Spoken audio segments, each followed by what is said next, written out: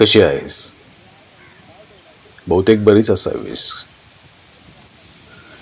बहुतेक होय, कारण जिथे तू आहेस तिथं मी आत्ता नाही येऊ शकत आणि जिथे मी आहे तिथे तू कधीच नाही येऊ शकत. सध्या मी एकसारखा भूतकाळातच असतो. हो, कारण तोच आहे जो मला तुझ्या जवळ यायला मध्यस्थी करतो. तू आहेस स्वयंपाकघरात, बागेत, मुलांना जेवू घालताना, एकसारखी कामातच. तुला एका जागी स्वस्त असं कधीच नाही पाहिलेलं. आयुष्याच्या सांज पर्वाला अंथरुणाला खिळून असताना, खिडकीतून बाहेर डोकावताना न स्मित हास्य करताना तुला एकदा पाहिलं. मला नक्की नाही आठवत, पण तुझ्या चेहऱ्यावरचं ते हास्य खूप काळापूर्वी मी पाहिलेलं. आठवलं. आपल्या लग्नाच्या वेळेस तू अशीच मान खाली घालून हसत होतीस एका अनामिक हुरहुरीनं. त्यानंतर अगदी तसंच हास्य पाहिलं, तेही आजाराने एवढी त्रस्त असताना देखील. बाहेर तर कोणीच दिसत नव्हतं.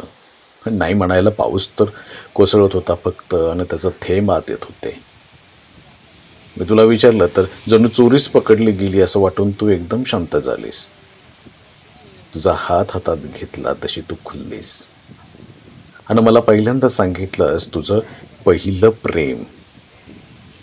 पाऊस, तुझ्या अगदी जीवाभावाचा सखा. त्याबद्दल किती यानं काय बोलू असं झालं होतं तुला. खरं सांगू, तुला पहिल्यांदाच इतकं खुलून बोलताना पाहिलं, मग मी देखील तुला थांबवलंच नाही. लग्न झाल्यावरती आपण दोघांनी फिरायला जायचं. मीठ टाकून उकडलेल्या शेंगा खायच्या, भाजलेलं कणीस त्याला लिंबूच्या फोडीवर मीठ मसाला टाकून मस्तपैकी चोळून खायचं, खड्ड्यातील पाण्यात हुंदडायचं, आणि अशीच बरीच काही स्वप्न सांगत होतीस. मी तर एकदम हरवून एकसारखं तुझ्या लहान मुलासारखं बोलणाऱ्या निरागस चेहऱ्याकडे बघून हसत होतो. एका क्षणी तू शांत झालीस. बहुतेक तुला माझं हसणं जाणवलं. तू बरी झालीस ना, की घेऊन जाईल पावसात फिरायला, असं मी तुला वचन दिलं. तूही वरवरचं हास्य आणत हो म्हणालीस, पण ते मनापासून नव्हते, आणि त्याचे कारण फक्त तेव्हा तुलाच माहीत असावं. तुझ्या त्यावेळेसच्या शांत होण्याचं कारण आज मला समजतंय.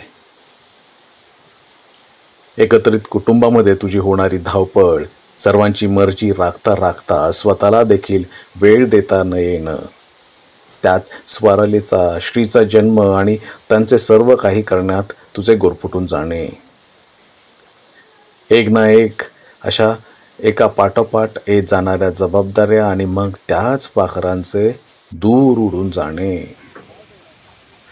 इतरांना तर नाहीच नाही, पण मला देखील तुझी स्वप्ने कधीच समजली नाहीत.